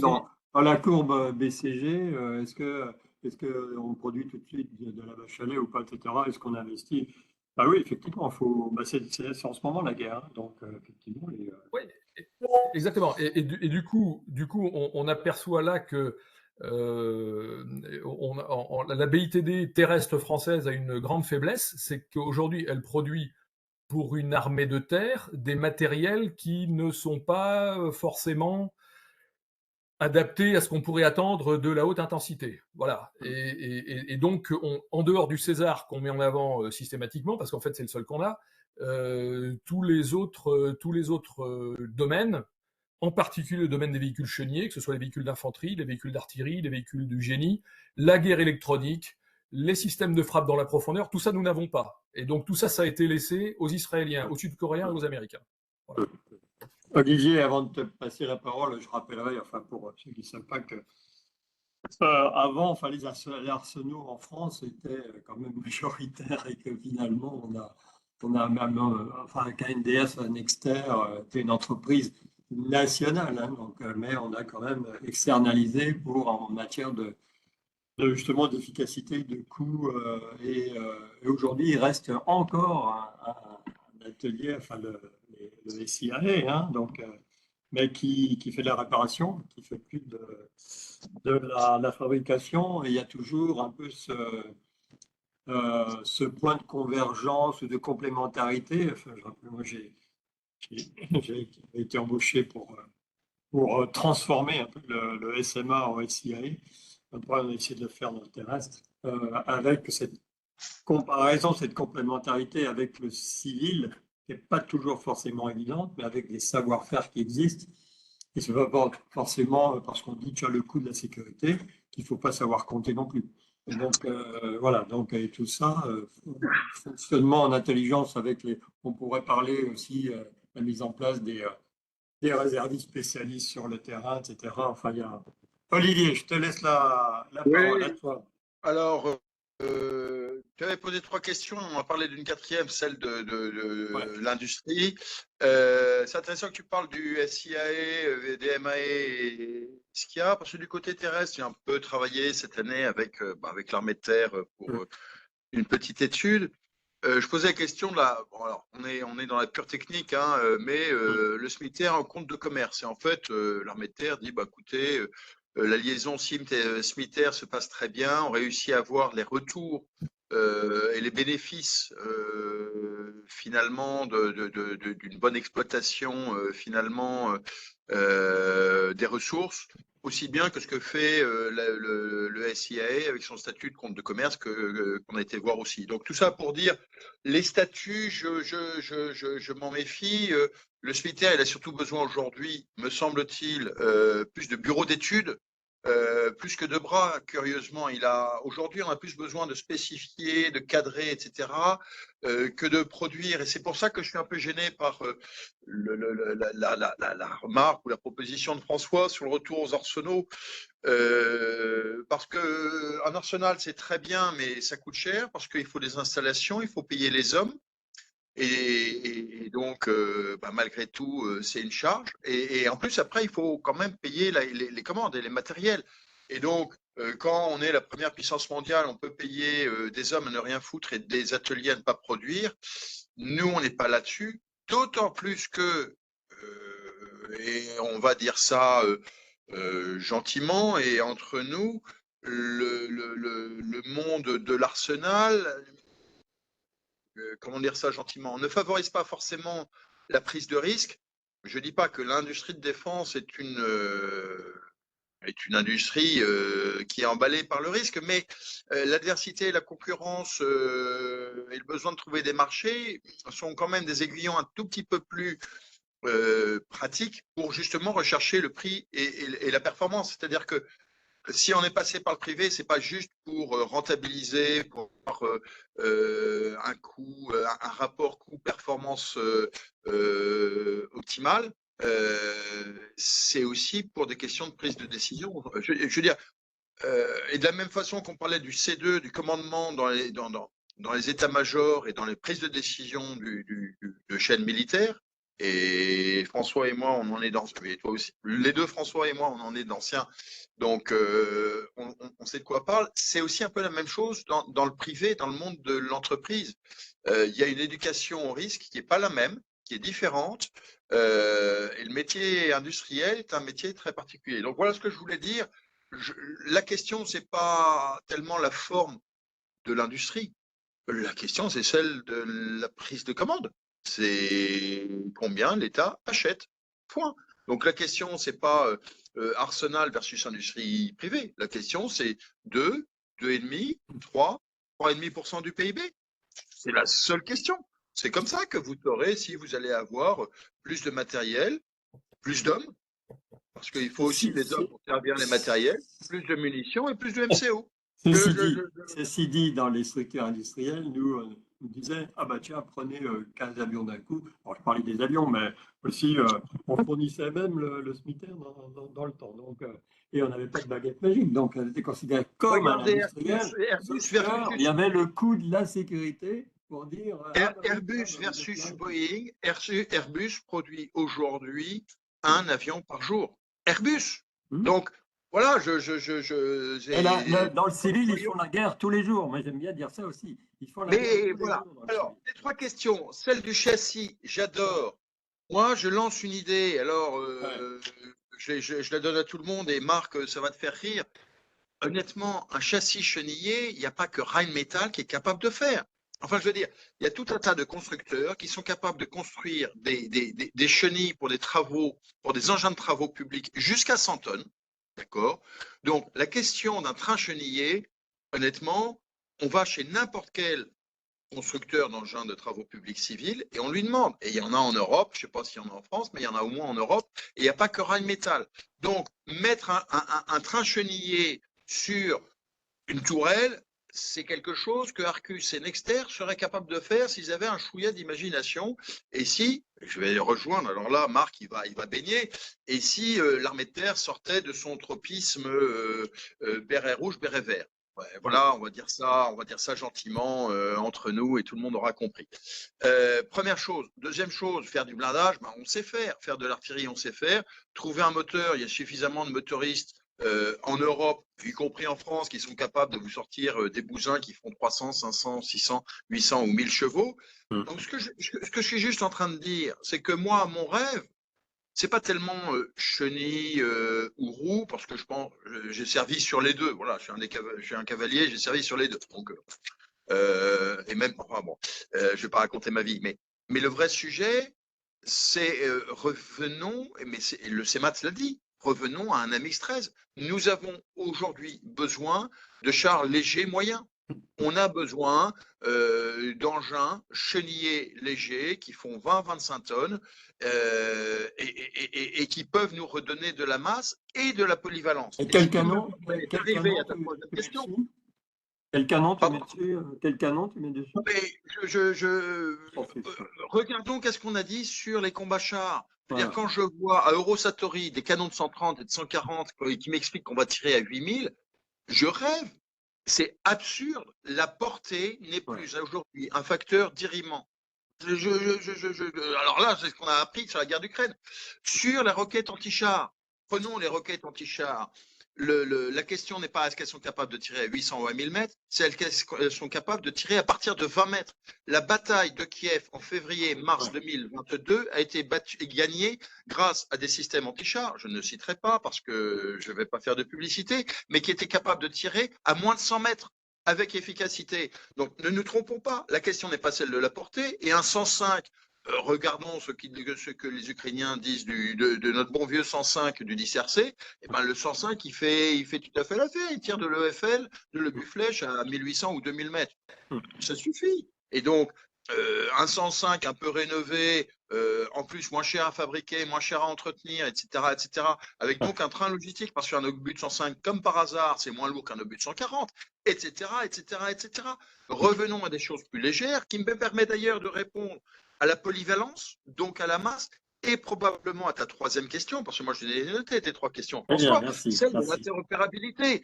Et donc, si on avait des châssis légers avec des trucs que l'on mettrait en fonction, est-ce que c'est un porte-missile, est-ce que c'est un porte-drone, est-ce que c'est un porte-canon de vent anti-drone. Vous voyez ce que je veux dire? Quel est le besoin aujourd'hui sur les essaims de drones? Eh ben, pour que ça soit pas cher, il va falloir qu'on mette des bitubes de 20 ou de 30, comme avant. Ceux d'autrefois. Mais comment est-ce qu'on fait pour les bouger? On fait du véhicule tracté avec de l'Unimog? Ben non, si c'était effectivement sur un châssis avec un peu de protection pour reprendre ce que disait François, ça serait quand même un peu plus intelligent. Donc un petit bitube de 30 sur un petit châssis léger et effectivement chenillé pour éviter les éclats du champ de bataille, ça serait pas que bête. Voilà. Et ça, on peut trouver des interopérabilités et des coopérations industrielles à travers les puissances moyennes européennes, parce que c'est ça qui m'intéresse aussi, et pas seulement les Allemands, mais ça peut être les Anglais. Ah oui, ils sont encore européens, même s'ils ne font plus partie de l'UE, mais ils font partie de l'OTAN. Donc, c'est des Européens. Les Italiens, les Suédois, les Espagnols, les Polonais et les Tchèques, il y a moyen de moyenner. Bon, voilà. Deuxième sujet que tu avais dit, donc sur l'interopérabilité, voilà ce que je voulais dire. Je pense qu'il faut être un peu malin et effectivement, il faut un peu changer nos fusils d'approche. Et c'est dans le dialogue entre le donneur d'ordre qui est le ministère des Armées, et donc aussi bien l'armée de terre, mais là, on est quand même plusieurs à sonoriser un peu l'armée de terre, que le MA d'un côté, et puis de l'autre côté, les industriels. Et donc, nos industriels, Arcus, plus John Cockerill, plus Nexter, qu'il va falloir faire un peu preuve d'imagination. Rappelons, c'est Marc qui l'a rappelé judicieusement dans son article avant Eurosatori, de mémoire, le César n'a pas été demandé par l'armée. Alors maintenant, tout le monde s'en glorifie, s'en gargarise, notre ministre se répand partout et c'est un grand succès commercial. Bravo Nexter, mais Nexter l'a fait sur ses fonds propres. Et miracle, on est trouvé, ah tiens merde, on a besoin d'un remplaçant du TRF1. Miracle. Mais c'est un coup de peau, le succès du César, ne nous y trompons pas, c'est pas quelque chose de voulu. Voilà. Tu avais parlé de 3D et je vais quand même évoquer le sujet de la 3D. La 3D, j'y ai fait une allusion rapide, il y a une multiplication des objets mouvants, je ne sais pas comment dire, agissant dans la troisième dimension sur la bande des 5 km de l'espace de bataille et sur une hauteur jusqu'à 2000 à 3000 mètres. Que ça soit des drones, que ça soit des obus, que ça soit des munitions, que ça soit y compris quelques hélicoptères, que ça soit des bombes planantes. J'aimerais corriger un peu ce que tu as dit tout à l'heure, Marc, sur l'appui-feu de l'aviation russe. Je veux dire, les FAB 1500, 500, 1500 et 3000 sont quand même de l'appui-feu. Il y a donc une multiplication de choses qui fait que c'est difficilement appréhendable, même avec de l'intelligence artificielle. Il y a tellement de choses qui volent que, voilà. Donc, évidemment, il va falloir à la fois multiplier les moyens d'observation et de détection de cette activité 3D dans la bande 0,5 et finalement 0,20 km de part et d'autre de la FIBA, de la ligne, ce qui nécessite des radars de proximité. Ça, c'est évident. Et donc, le solaire basse couche, qui est le grand sujet que, pour des raisons, disons le mot économique, on a confié à l'armée de l'air en disant tout ce qui est troisième dimension, finalement, le solaire basse couche, ça appartient à l'armée de l'air. Là, je rejoins tout à fait Marc. Il faut que l'armée de terre, et c'est d'ailleurs une priorité du CEMAT, se réapproprie des capacités solaires basse couche, que ça soit du Mistral, que ça soit du canon de 20, que ça soit du drone anti-drone, et que ça soit du radar, et que ça... Bon, bref, toute cette gamme-là, il va falloir qu'on fasse. Ça n'est pas suffisant. Il y a alors, il y a la question des hélicoptères, on n'en a pas trop parlé, mais quelle que soit la valeur de la latte française, et Dieu sait qu'elle est valeureuse, et habile et compagnie, je ne suis pas sûr qu'elle survivrait longtemps, surtout, on a 3 régiments d'hélicoptères de combat, vous voyez ce que je veux dire. Je ne sais pas, on a quoi, 150 machines, 200 machines, 300 machines, je veux dire, 3 mois de guerre, il n'y a plus rien, sans même parler des pilotes.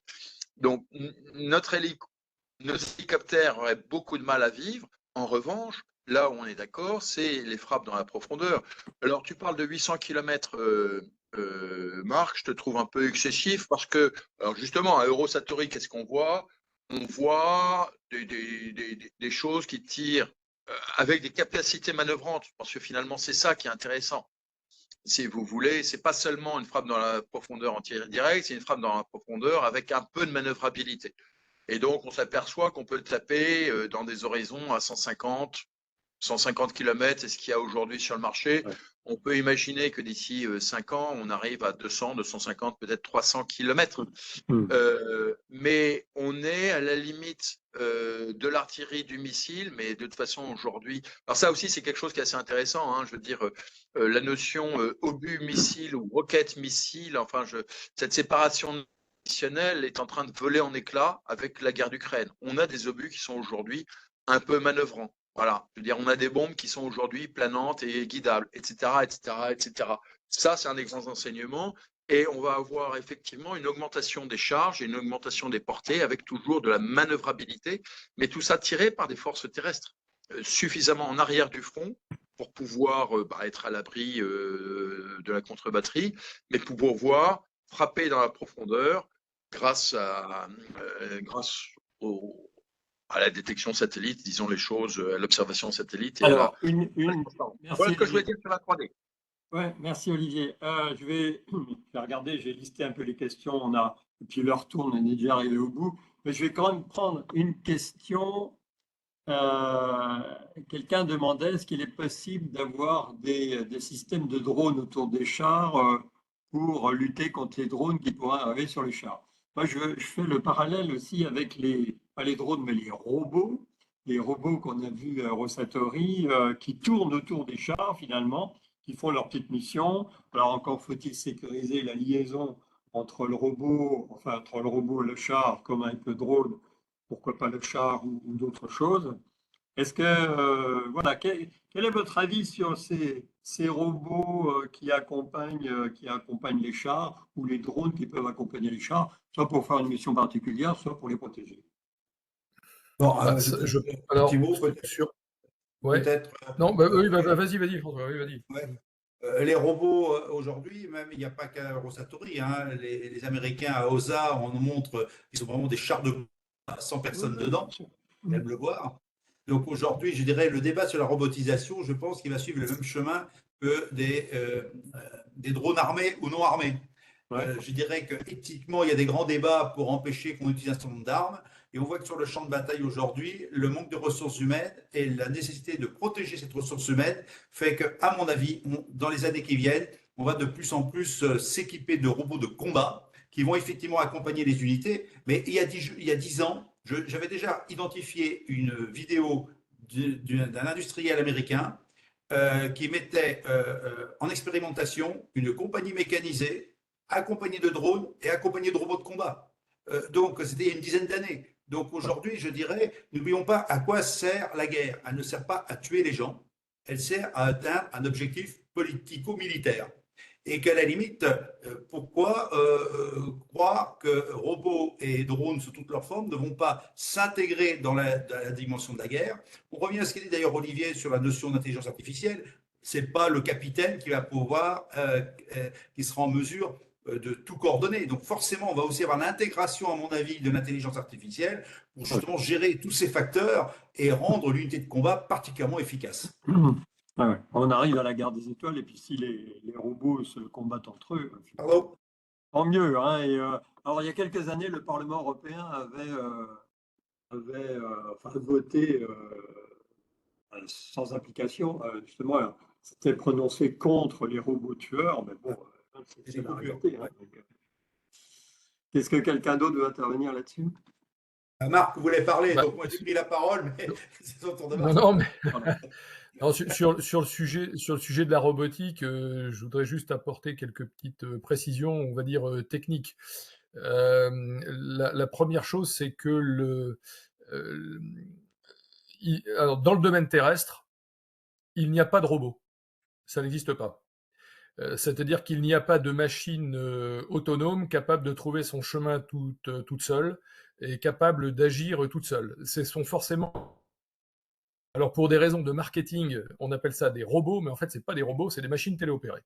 Les seuls robots qui aujourd'hui fonctionnent à peu près, c'est les robots qu'on trouve dans les milieux homogènes, c'est-à-dire ce sont forcément des drones ou des drones sous-marins ou des drones de surface. Pourquoi? Parce que la mer et le ciel sont des éléments homogènes et il est beaucoup plus facile de donner une plus grande autonomie à des objets dans le ciel ou sur ou sous la mer que sur Terre. Ça, c'est le premier point. Donc ça signifie que de toute façon, aujourd'hui, dans l'état actuel de la technologie, ce qu'on appelle robots terrestres sont en fait des machines téléopérées qui ont systématiquement besoin d'avoir un opérateur qui les guide. Alors, il peut les guider ponctuellement, il peut les guider continuellement, mais il faut toujours quelqu'un derrière. L'autre aspect, c'est... C'est pas ce qu'on nous a dit sur certains stands, mais si tu le dis. Donc, Ouais, donc ça veut dire que ça l'autre marche pas aspect, c'est que forcément, ça si marche on pas a... forcément aujourd'hui. Donc, d'accord. Non. Aujourd'hui, on est incapable de mettre un robot terrestre sur un terrain qu'il ne connaît pas. Voilà, c'est Ok. aussi simple que ça. Il s'arrête. En fait, il s'arrête. Voilà, il trouve pas son chemin, il s'arrête. Bon, l'autre aspect, c'est que contrairement à ce qu'on peut croire, aujourd'hui, compte tenu du handicap technologique que les robots terrestres ont, la main-d'œuvre pour les employer, pour les maintenir et pour les transporter est supérieure à celle d'un engin blindé classique. Donc, on ne résout pas le problème RH aujourd'hui dans le domaine terrestre avec des robots. C'est factuel. Hein. Je ne dis pas que dans 10 ans ou dans 15 ans, on n'y arrivera pas. Je dis qu'aujourd'hui, ce qu'on appelle l'autonomie décisionnelle de mobilité, pardonnez le jargon débile, cette autonomie décisionnelle de mobilité n'existe pas pour les robots terrestres. Voilà. Et c'est ce qui fait que c'est un frein. C'est quand même bien pratique d'envoyer un robot pour aller déminer, pour aller reconnaître un chemin, pour aller explorer une zone contaminée ou je sais pas quoi. Donc, il vaut mieux ça qu'envoyer des bonshommes. Seulement, il y a toujours une équipe derrière, dans un véhicule de commandement, une Jeep, enfin n'importe quoi, qui télécommande le robot. Quand vous avez un robot armé, ce qu'on a vu sur Eurosatory, en fait, il faut au moins 2 opérateurs, parce que de toute façon, il faut un opérateur de mobilité, un opérateur système d'armes. Donc, il vous faut 2 opérateurs. Ces 2 opérateurs, ils ne sont pas à pied derrière, il faut forcément un véhicule. Donc, ça fait un 2e véhicule. Donc, vous avez le robot qui est un véhicule, plus le véhicule pour abriter l'équipe de télécommande. Ça fait 2 véhicules. Voilà. Et donc, en fait, quand on commence à rentrer dans ce que pour appeler la logique organisationnelle des unités robotisées, encore une fois, je parle à 2024, je ne parle pas... mais c'est pas rentable. Voilà. Entre guillemets, c'est pas rentable. C'est pour ça qu'aujourd'hui, les robots terrestres sont cantonnés à ce qu'on leur a toujours fait faire depuis une trentaine d'années, c'est-à-dire du déminage, de la dépollution, de la reconnaissance. On peut même les utiliser pour faire de la petite logistique, hein, voilà, transporter des cartouches, des packs de bière et des pansements à une équipe qui se trouve sur le front. On peut très bien télécommander une petite mule, ça marche pas mal.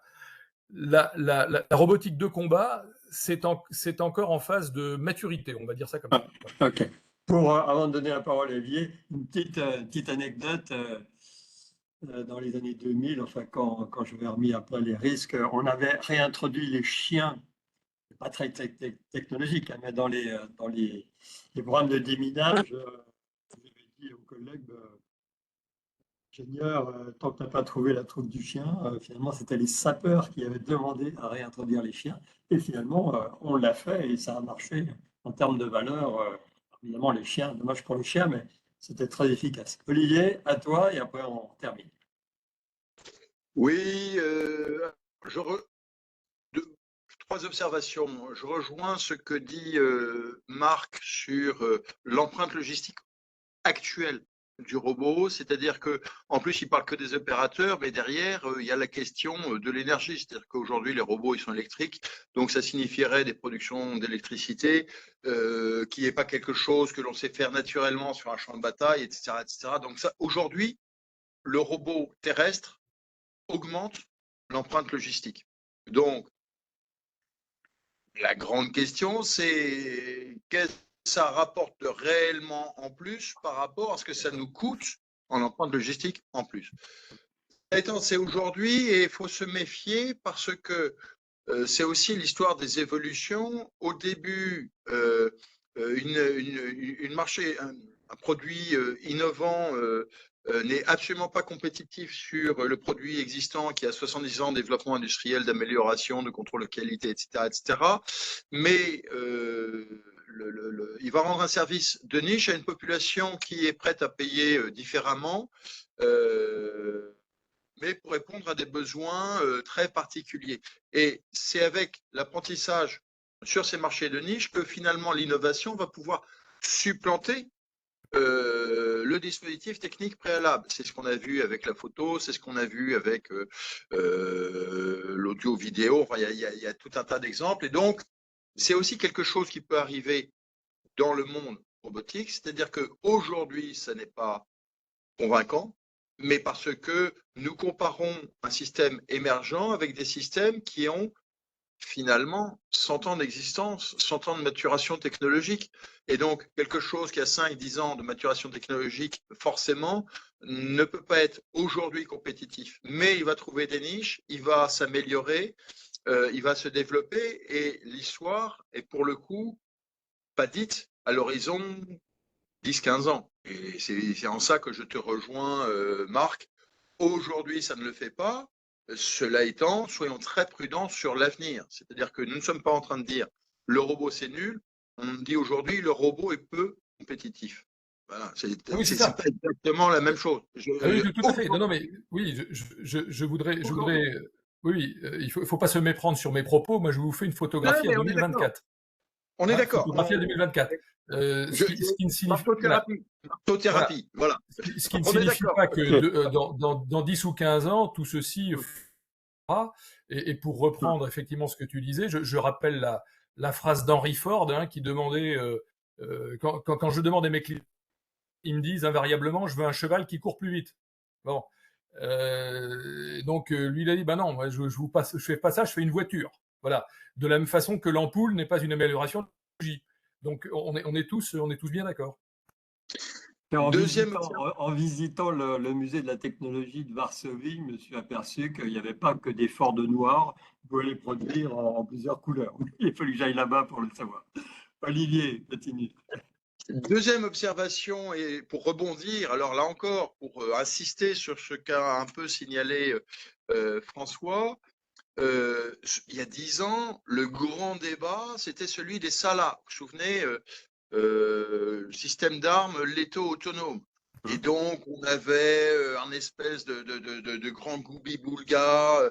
Vous aviez l'état-major qui produisait des fiches. Enfin, je me souviens, à la MAT, on produisait des fiches un peu. Bon, bref, peu importe. Il y avait des groupes de négociation à Genève.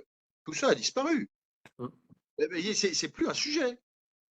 Et donc, la question de l'autonomie ou de l'automation ou du contrôle à distance, ou voilà, je veux dire, finalement, c'est ça qui est aussi intéressant avec cette guerre d'Ukraine, c'est que ces sujets qui étaient absolument centraux il y a 10 ans, mais parce que on discutait du sexe des anges, disons les choses à peu près simplement, et que un certain nombre de groupes de pression avaient réussi à placer le sujet sur le plan de l'éthique et compagnie, tout ça a disparu. Que je trouve assez intéressant. Troisième remarque, et je vais sortir finalement du robot parce que dans ta question, tu disais, ouais, mais comment protéger le char, etc. Est-ce qu'on ne pourrait pas mettre des robots à côté, etc. Ça me rappelle finalement un peu le vieux débat que j'ai à peine connu parce que je suis arrivé après, mais qui existait dans les 50-60, missiles canon. Vous vous souvenez? Et donc, est-ce qu'on veut des trucs hybrides qui sont capables de tout faire? Ce qu'on observe, en revanche, moi, ce que j'observe, plutôt que de mettre des drones, c'est qu'on voit se développer sur tous les engins blindés, que ce soit des chars, des véhicules d'infanterie, des véhicules d'artillerie, peu importe, enfin tout ce qui a des chenilles, des roues qui va sur un champ de bataille, on voit se mettre en place des formes de plus en plus évoluées de ce qu'on appelle soft kill et hard kill. Et à mon avis, ça, ce sont des accessoires. Appelons ça des accessoires de plateforme. Et là, on est dans l'amélioration de systèmes existants. Tu vois, je veux dire, on n'est pas dans l'innovation comme ce dont on vient de parler sur les drones avec voiture versus cheval.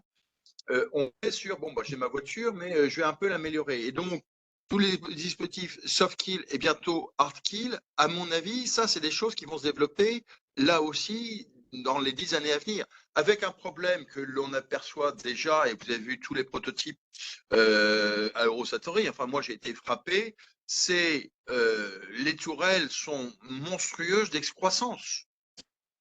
Et donc, on se pose la question, bah, c'est bien gentil, là, toutes vos excroissances, tous vos capteurs et compagnie, mais revenons à la poussière et à la boue du champ de bataille. Dès que vous aurez passé 3 jours dans la crasse avec des éclaboussures sur vos capteurs, etc., vos viseurs, est-ce que ça va encore marcher? Et donc, on revient, voilà, je suis en train de vous dire, d'un côté, on va développer tout un tas d'accessoires soft kill, hard kill sur les plateformes, et en même temps, je pose la question de la rusticité. C'est-à-dire que le débat n'est pas juste masse versus technologie, la question est aussi rusticité. versus technologique. Et c'est pour ça que je reviens à mon moyen, blablabla. Dans Coup les performances, il y avait la performance. Et c'est vrai qu'on voit des tourelles avec 2 personnes maintenant aussi. Et Non, mais je ne sais pas qui avait aussi on va tirer plus fort, tourelle plus loin. Leonardo En sur le char En fait, Rheinmetall. Voilà. la performance, c'est pas juste je vais tirer plus fort, plus loin. Aujourd'hui, Ah, la performance, c'est est-ce que je dure plus longtemps dans les conditions plus merdiques. Est-ce que je suis capable de tirer, hein, aussi, je me rappelle aussi un tir canon où on avait nos vieux 30 tonnes qui n'étaient pas un télémètre laser, mais finalement, dans le brouillard, c'est nous qui avons gagné par rapport aux autres qui ne l'avaient pas. Ils l'avaient plutôt, et voilà, c'est une anecdote, mais bon. En tout cas, je voulais vous remercier à tous les 3 d'avoir participé, et c'était passionnant, on pourra en refaire d'autres, tellement il y a de questions aussi. Merci à tous ceux qui ont été là, d'ailleurs, qui sont restés avec une bonne audience pendant 7h30, un peu plus. Et puis, on va refaire ça un peu plus tard, mais je pense que c'était, en plus de la situation qu'on voit toujours, finalement, à part les élections en ce moment, faire le point sur les matériels, sur la réalité et la vraie vie au combat aussi, était intéressante. Voilà. En tout cas, je vous donne rendez-vous pour nos autres événements à la rentrée sur la gouvernance, sur la finance, sur beaucoup d'autres choses, et puis toujours sur la défense aussi, pour notre positionnement généraliste, où on traite un peu pas mal de choses qui permet d'avancer et de décloisonner bien souvent. Voilà. Je vous remercie et à très bientôt. Bonne soirée et bonnes vacances. Bonne soirée à tous. Bonne soirée.